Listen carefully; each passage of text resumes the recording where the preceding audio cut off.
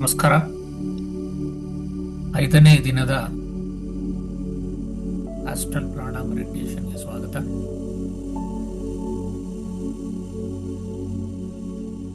ಈ 4-5 ಇವತ್ತು ಕಂಬೈನ್ ಮಾಡ್ತಾ ಇದ್ದೀವಿ. ನನ್ನ ಕಾರಣಗಳಿಂದ ರೆಕಾರ್ಡ್ ಮಾಡೋಕ್ಕಾಗಲಿಲ್ಲ. ಸೊ ಹಾಗಾಗಿ 4-5 ದಿನದ ಇವತ್ತು ಕಂಬೈನ್ ಮಾಡ್ತಾ ಇದ್ದೀವಿ. ಸೊ ಈ ದಿನ ಸಹಸ್ರಾರ ಚಕ್ರದ ಮೇಲೆ ನಮ್ಮ ಮನಸ್ಸನ್ನು ಕೇಂದ್ರೀಕರಿಸಿ ಧ್ಯಾನವನ್ನು ಮಾಡ್ತೀವಿ. ಅಂದ್ರೆ ಸಹಸ್ರಾರ ಚಕ್ರವನ್ನು ಬ್ಯಾಲೆನ್ಸ್ ಮಾಡುವಂತ ಒಂದು ಮೆಡಿಟೇಷನ್ ಇವತ್ತು ಮಾಡ್ತೀವಿ.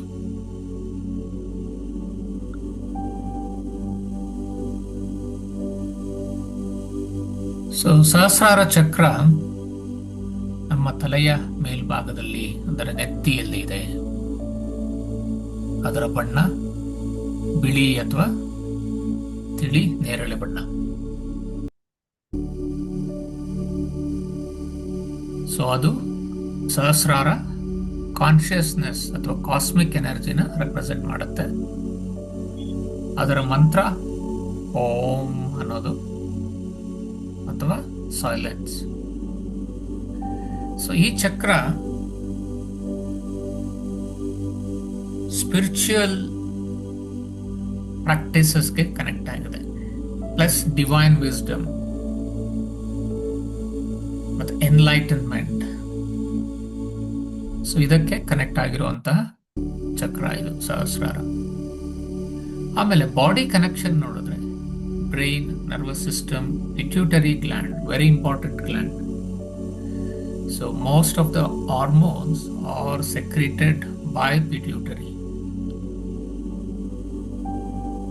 So again, it's an important chakra. So imbalance of this chakra will result in spiritual disconnection, depression and confusion. So nimage depression ಮತ್ತೆ confusion ಇದ್ರೆ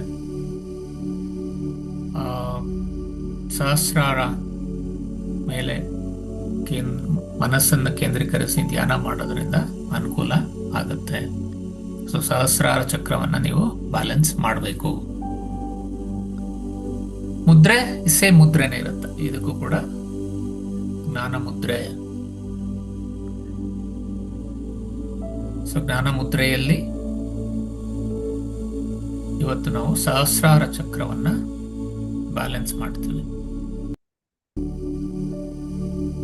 ಸೊ ಈಗ ಸ್ಟಾರ್ಟ್ ಮಾಡೋಣ. ಸೊ ಒಂದು ಕ್ವಿಕ್ ಆಗಿ ವಾರ್ಮ್ ಅಪ್ ಮಾಡಿ,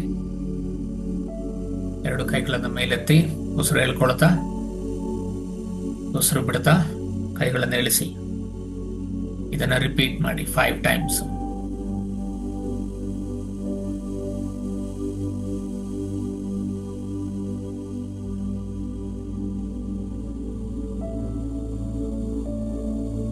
ಆದ್ಮೇಲೆ ಆಲ್ಟರ್ನೇಟ್ ಹ್ಯಾಂಡ್ಸ್ ಮಾಡಿ. ಒಂದು ಕೈ ಮೇಲೆ, ಒಂದು ಕೈ ಕೆಳಗಿರುತ್ತೆ. ಆಲ್ಟರ್ನೇಟ್ ಹ್ಯಾಂಡ್ಸ್ ಮಾಡಿ ಅದೇ ರೀತಿನಲ್ಲಿ.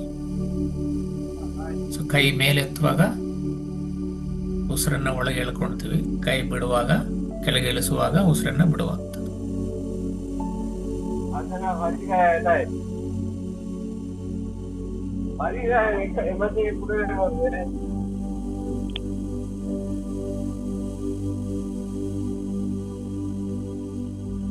ಅದರ ನಂತರ ಡೀಪ್ ಬ್ರೀದಿಂಗ್, ನಿಧಾನವಾಗಿ ಉಸಿರು ಹೇಳ್ಕೊಂಡು ನಿಧಾನವಾಗಿ ಉಸಿರು ಬಿಡುವಂಥದ್ದು. ಇದನ್ನ ಕೂಡ ನೀವು 5 ಸಲ ರಿಪೀಟ್ ಮಾಡಿ. ಇದರ ಉದ್ದೇಶ ಏನು ಅಂದ್ರೆ ನಮ್ಮ ಉಸಿರಾಟ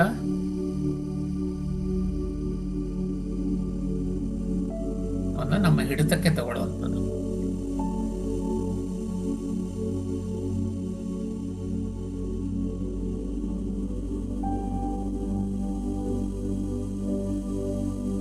ಓಕೆ, ಸೊ ಈಗ ಆರಾಮಾಗಿ ಕೂತ್ಕೊಳ್ಳಿ. ಜ್ಞಾನ ಮುದ್ರೆಯನ್ನು ಹಾಕಿ, ಕಣ್ಣನ್ನು ಮುಚ್ಚಿ, ಸಹಸ್ರಾರದಲ್ಲಿ ಅಂದ್ರೆ ನಿಮ್ಮ ನೆತ್ತಿಯ ಮೇಲೆ ನಿಮ್ಮ ಗಮನವನ್ನು ಇಡಿ.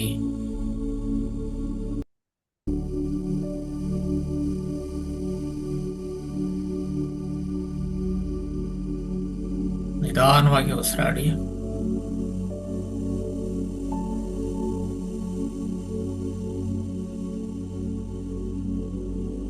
ಸೊ ಕಾಸ್ಮಿಕ್ ಎನರ್ಜಿ ನಿಮ್ಮ ದೇಹವನ್ನ ಪ್ರವೇಶಿಸುವುದಕ್ಕೆ ದ್ವಾರಾನೇ ಈ ಸಹಸ್ರಾರ ಚಕ್ರ. ಈ ಚಕ್ರದ ಮೂಲಕನೇ ಕಾಸ್ಮಿಕ್ ಎನರ್ಜಿ ನಮ್ಮ ದೇಹವನ್ನ ಪ್ರವೇಶಿಸುತ್ತದೆ.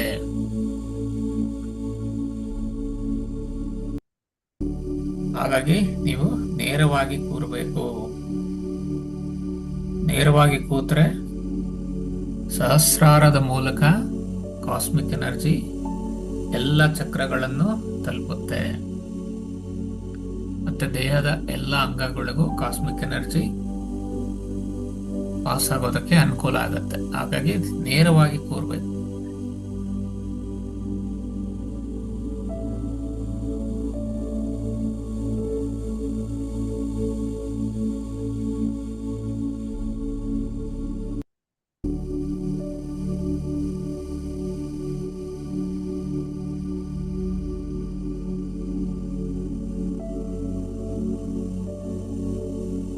ನಿಧಾನವಾಗಿ ಉಸಿರಾಡಿ.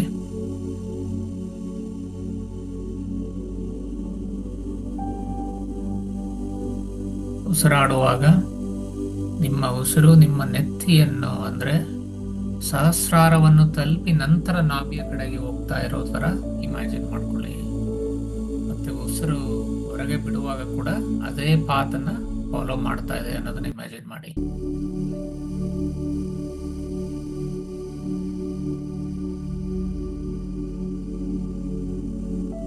ನಿಮ್ಮ ನಾಸಿಕದ ಮೂಲಕ ಸಹಸ್ರಾರವನ್ನು ತಲುಪಿ ನಂತರ ನಾಭಿಯ ಕಡೆಗೆ ಉಸಿರು ಹೋಗ್ತಾ ಇದೆ. ಉಸಿರು ಒಳಗೆ ಎಳ್ಕೊಂಡಾಗ ಮತ್ತೆ ಉಸಿರನ್ನು ಹೊರಗೆ ಬಿಡುವಾಗ ಅದೇ ಪಾತ್ನಲ್ಲಿ ನಾಭಿಯಿಂದ ಸಹಸ್ರಾರ, ಸಹಸ್ರಾರದಿಂದ ನಿಮ್ಮ ಮೂಗಿನ ಮೂಲಕ ಹೊರಗಡೆ ಹೋಗ್ತಾ ಇದೆ ಅನ್ನೋದನ್ನ ಫೋಕಸ್ ಮಾಡಿ.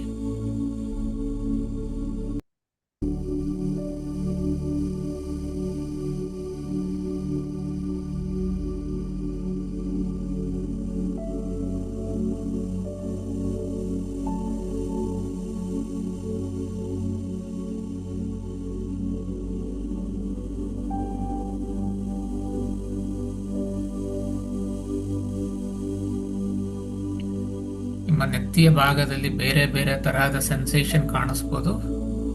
ಯಾವುದೇ ರಿಯಾಕ್ಷನ್ ಬೇಡ, ಜಸ್ಟ್ ಫೋಕಸ್ ಮಾಡಿ.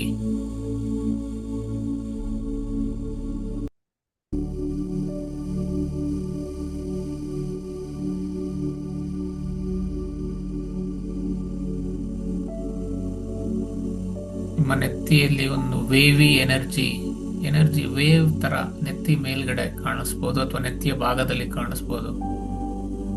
ಯಾವುದೇ ರಿಯಾಕ್ಷನ್ ಬೇಡ, ಜಸ್ಟ್ ಅದನ್ನ ಅಬ್ಸರ್ವ್ ಮಾಡಿ.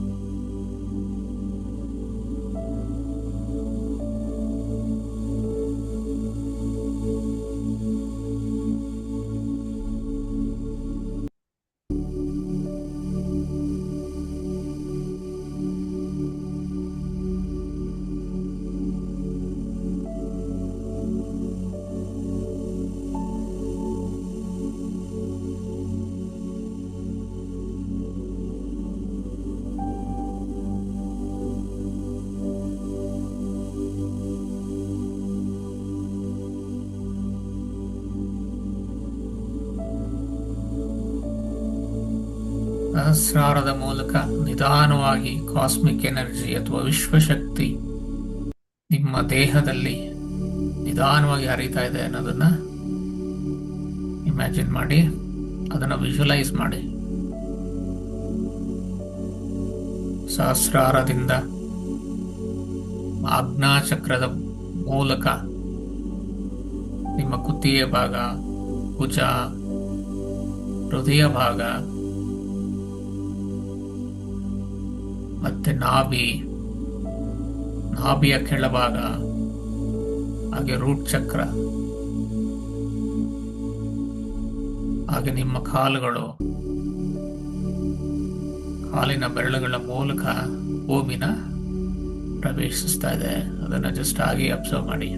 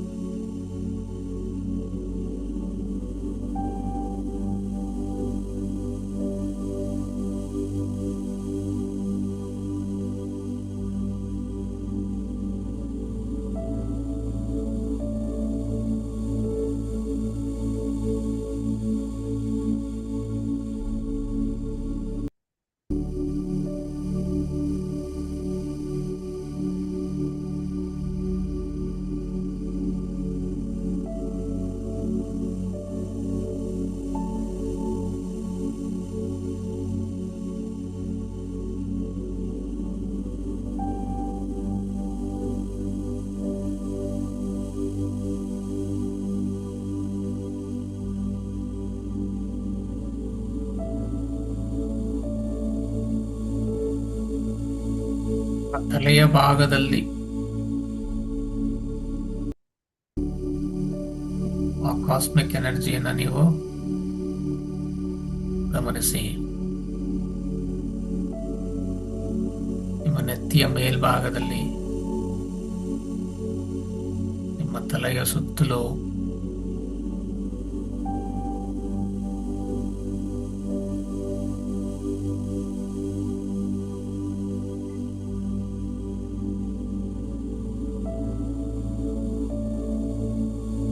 ನಿಮ್ಮ ಭುಜಗಳ ಮೇಲೆ,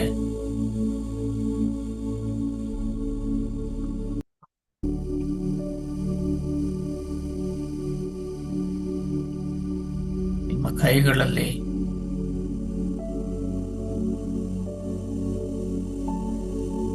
ಹೊಟ್ಟೆಯ ಭಾಗದಲ್ಲಿ,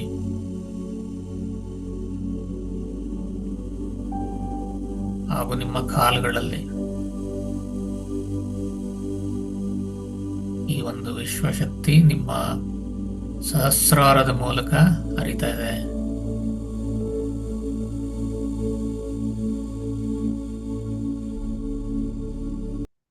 ನಿಮಗೆ ಕೆಲವೊಂದು ಬಣ್ಣ ಗೋಚರಿಸಬಹುದು. ಸಹಸ್ರಾರ ಬ್ಯಾಲೆನ್ಸ್ ಆಗಿದ್ರೆ ಬಿಳಿ ಬಣ್ಣ ಕಾಣಿಸುತ್ತೆ. ಪೂರ್ಣವಾಗಿ ಬ್ಯಾಲೆನ್ಸ್ ಇಲ್ಲ ಅನ್ನೋದಾದ್ರೆ ಕಂದು ಬಣ್ಣ ಅಥವಾ ಕಪ್ಪು ಬಣ್ಣ ಗೋಚರಿಸುತ್ತೆ. ಅದನ್ನ ಜಸ್ಟ್ ಅಬ್ಸರ್ವ್ ಮಾಡಿ.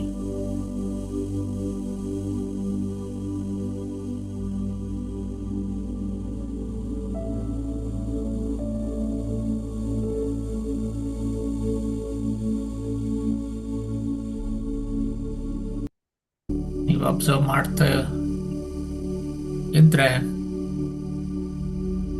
ನಿಧಾನವಾಗಿ ಆ ಕಂದು ಬಣ್ಣ ಅಥವಾ ಕಪ್ಪು ಬಣ್ಣ ಏನಿದೆ ನಿಧಾನವಾಗಿ ಬಿಳಿಯ ಬಣ್ಣಕ್ಕೆ ಚೇಂಜ್ ಆಗುತ್ತೆ. ಬೇರೆ ಚಕ್ರಗಳ ಇನ್ಫ್ಲೂಯೆನ್ಸ್ ಇದ್ರೆ ಬೇರೆ ಬಣ್ಣ ಕೂಡ ಕಾಣಿಸ್ಬಹುದು. ನೀಲಿ ಬಣ್ಣ ಕಾಣಿಸ್ಬೋದು, ನೇರಳೆ ಬಣ್ಣ ಕಾಣಿಸ್ಬೋದು, ಕೆಂಪು ಬಣ್ಣ ಕಾಣಿಸ್ಬೋದು. ಅದನ್ನು ಅಬ್ಸರ್ವ್ ಮಾಡಿ.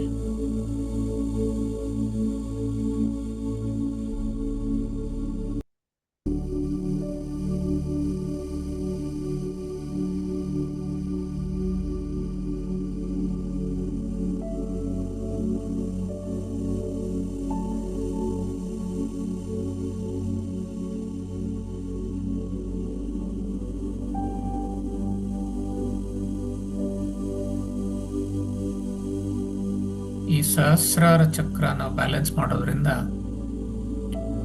ನಿಮ್ಮ ದೇಹದಲ್ಲಿ ಉತ್ಪತ್ತಿಯಾಗುವ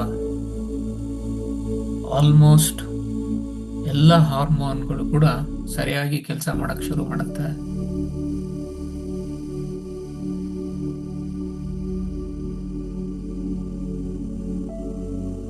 ಯಾಕಂದ್ರೆ ಈ ಚಕ್ರ ನಿಮ್ಮ ಪಿಟ್ಯೂಟರಿ ಗ್ಲ್ಯಾಂಡ್ ಅನ್ನ ಇನ್ಫ್ಲೂಯೆನ್ಸ್ ಮಾಡೋದ್ರಿಂದ ನಿಮ್ಮ ಹಾರ್ಮೋನ್ಸ್ ಕೂಡ ಬ್ಯಾಲೆನ್ಸ್ ಆಗುತ್ತೆ.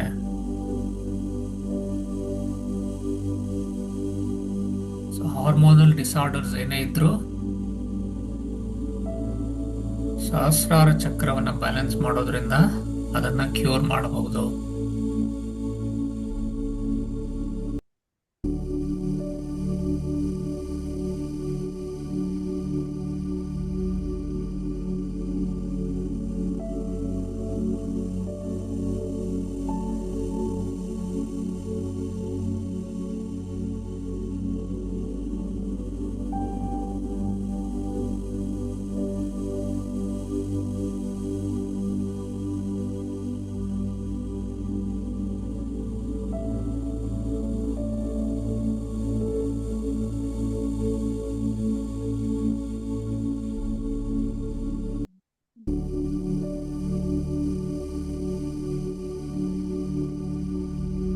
ತಲೆಯ ಭಾಗದಿಂದ ನಿಧಾನವಾಗಿ ನಿಮ್ಮ ದೇಹದ ತುಂಬೆಲ್ಲ ಹರಿತಾ ಇರುವಂತ ಕಾಸ್ಮಿಕ್ ಎನರ್ಜಿನ ಅಬ್ಸರ್ವ್ ಮಾಡಿ.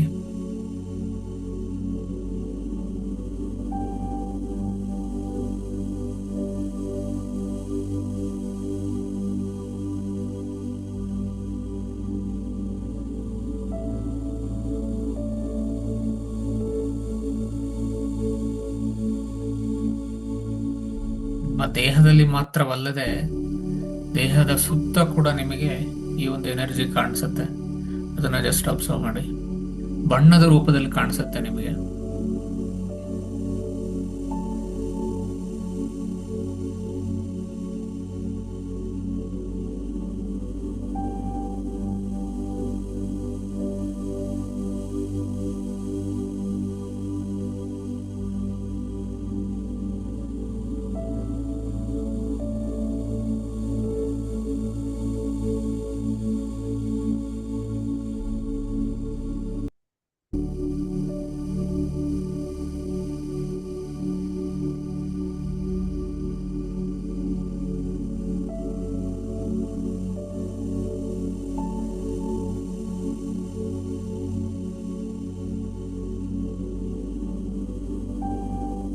ಸಹಸ್ರಾರ ಚಕ್ರದ ಮೂಲಕ ನಿಮ್ಮ ದೇಹವನ್ನು ಪ್ರವೇಶಿಸುತ್ತಿರುವ ಈ ವಿಶ್ವಶಕ್ತಿ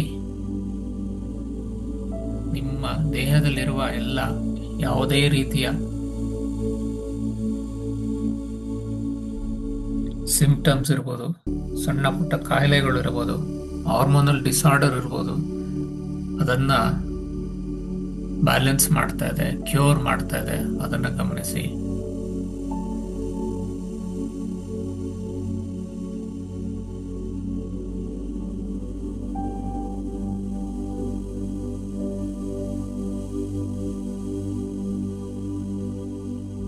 ಒಂದೇ ದಿನದಲ್ಲಿ ಪೂರ್ತಿ ಗುಣ ಆಗೋದಿಲ್ಲ.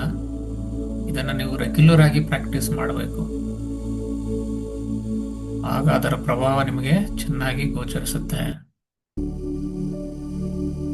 ಅದರ ಕೆಲಸ ಮೊದಲನೇ ದಿನದಿಂದನೇ ಶುರುವಾಗುತ್ತೆ.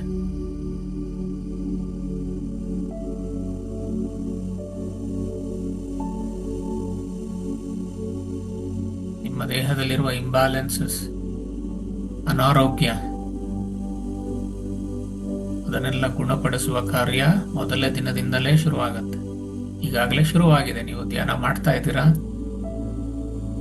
ವಿಶ್ವಶಕ್ತಿ ನಿಮ್ಮಲ್ಲಿ ಹರಿತಾ ಇದೆ.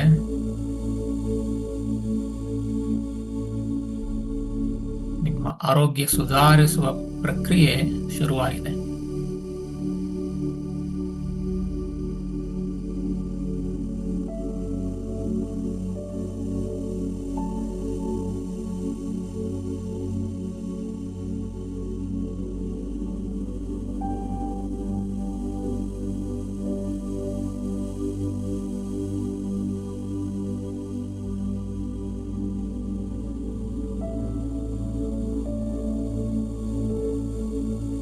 ಸಹಸ್ರಾರದಲ್ಲಿ ನೀವು ಗಮನ ಇಟ್ಟರೆ ಟಿಕ್ಲಿಂಗ್, ಚಕ್ಕಲುಗುಳಿ ಕೊಟ್ಟಾಗ ಆಗಬಹುದು, ಅಥವಾ ಅಲ್ಲಿ ಏನೋ ಇರುವೆಗಳು ಓಡಾಡ್ದಂಗೆ ಅನ್ಸ್ಬೋದು.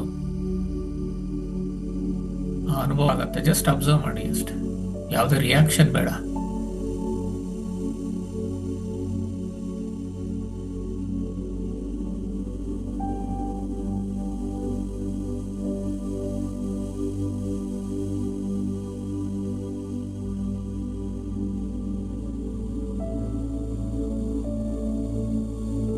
ಈ ಸಹಸ್ರಾರ ಮತ್ತೆ ಆಜ್ಞಾ ಚಕ್ರ ಬ್ಯಾಲೆನ್ಸ್ ಮಾಡೋದ್ರಿಂದ ನಿಮ್ಮ ಕಾನ್ಸಂಟ್ರೇಷನ್, ಫೋಕಸ್, ಮೆಮೊರಿ ಇಂಪ್ರೂವ್ ಆಗುತ್ತೆ.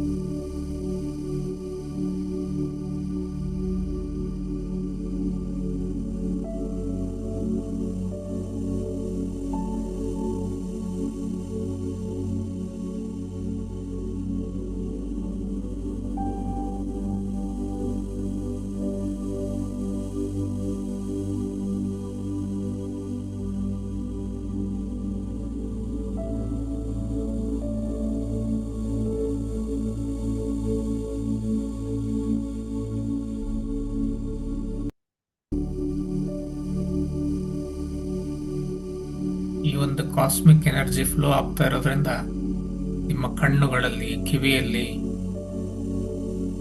ಕೂಡ ಒಂದು ಸೆನ್ಸೇಷನ್ ಕಾಣಿಸ್ಬೋದು. ನಿಮಗೆ ತಣ್ಣನೆ ಅನುಭವ ಆಗ್ಬೋದು.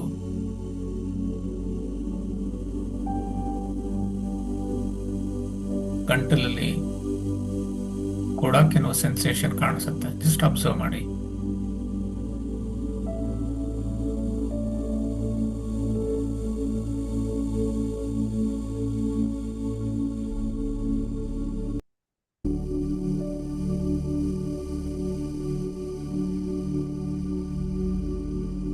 ನಿಮ್ಮ ಮೈಂಡ್ ತುಂಬಾ ರಿಲ್ಯಾಕ್ಸ್ ಆಗಿದೆ. ಅಬ್ಸರ್ವ್ ಮಾಡಿ ಅದನ್ನ.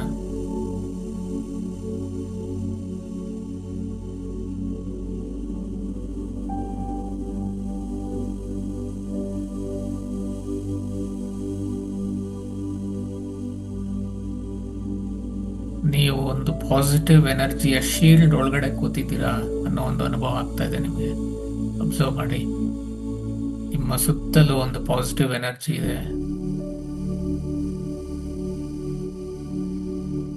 ನಿಮ್ಮಲ್ಲಿರುವ ನ್ಯೂನತೆ ಎಲ್ಲ ಅದು ಸರಿಪಡಿಸ್ತಾ ಇದೆ. ಅದನ್ನು ಅಬ್ಸರ್ವ್ ಮಾಡಿ.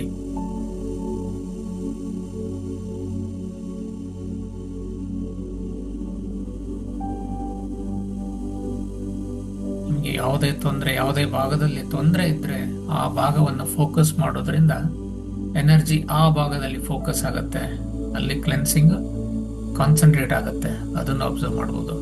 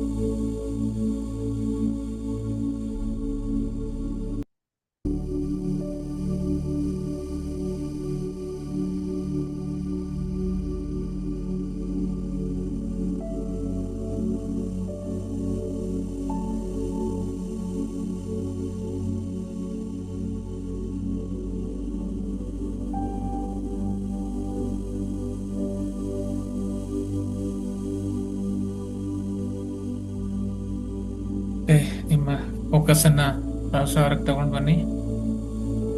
ಕೈಗಳನ್ನ ಉಜ್ಜಿ ನಿಮ್ಮ ಕಣ್ಣು ಮೇಲೆ ಇಡಿ. ಇದನ್ನು ಕಣ್ಣು ತೆರೆಯಿರಿ.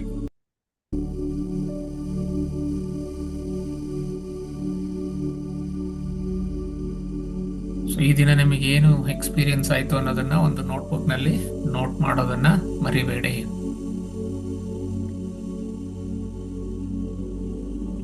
ಈ ಎಕ್ಸ್ಪೀರಿಯನ್ಸಸ್ ಏನಾಗುತ್ತೆ, ಮುಂದೆ 21 ದಿನಗಳ ನಂತರ ನಿಮ್ಮ ಮೆಡಿಟೇಷನ್ ಯಾವ ರೀತಿ ಇರಬೇಕು ಅನ್ನೋದನ್ನ ಡಿಸೈಡ್ ಮಾಡೋದಕ್ಕೆ ಈ ಎಕ್ಸ್ಪೀರಿಯನ್ಸ್ಗಳು ಅನುಕೂಲ ಆಗುತ್ತೆ.